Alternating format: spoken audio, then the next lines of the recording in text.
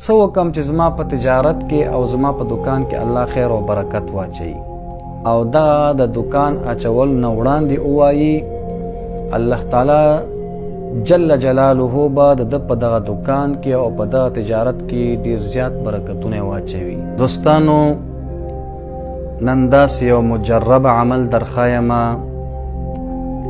هغه خلک چې هغوی نوی تجارت شروع کی او یا نوی دکان پرانیزی، یعنی نوی دکان کلو کی، هغه دوستان وای چې څنګه دې کې برکت الله پیدا کی او دا څنګه ترقی ومندي. څوک چې نوی تجارت شروع کی یا نوی دکان واچوي،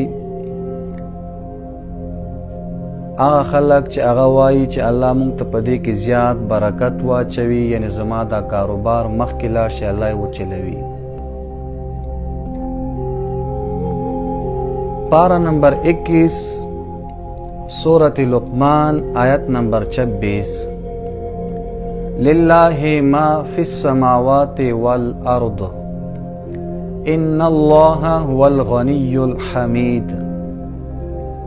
څوک چې دغه آیت مبارکه یو څلوېښت پیرې ووایي، یعنی 141 ځل دغه آیت مبارکه د دغه تجارت نه وړاندې او دغه د دکان اچول نه وړاندې ووایي، الله تعالی جل جلاله به د په دغه دکان کې او په دغه تجارت کې ډیر زیات برکتونه واچوي.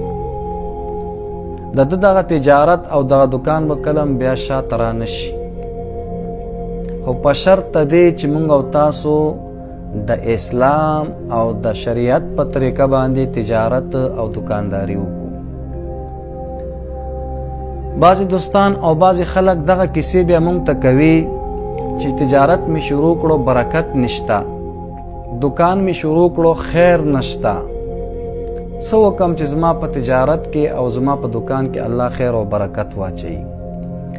نو دا هغه خلکو ته پاره دی دغه ویډیو د هغوی ته وایم چې هغوی د شریعت او د اسلام خلاف کارونه کوي. ته راشه په شریعت باندې او د اسلامي طریقې باندې تجارت او دکان پرانیزه، کلاوی کا شروعی کا، نو الله به تا ته په هغې کې خیر او برکت چي.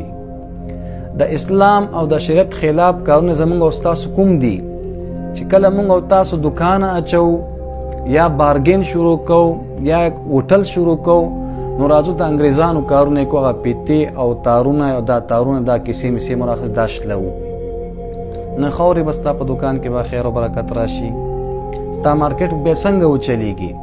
که ته راشي د دې په ځای باندې د قرآن عظیم شان ختم وکړي، علما را وغواړي، طلبا را وغواړي، هغه ستا دپاره د خیر او د برکت دعا وغواړي، نو الله تعالی جل جلاله به ستا په دې تجارت کې برکت او خیر واچوي.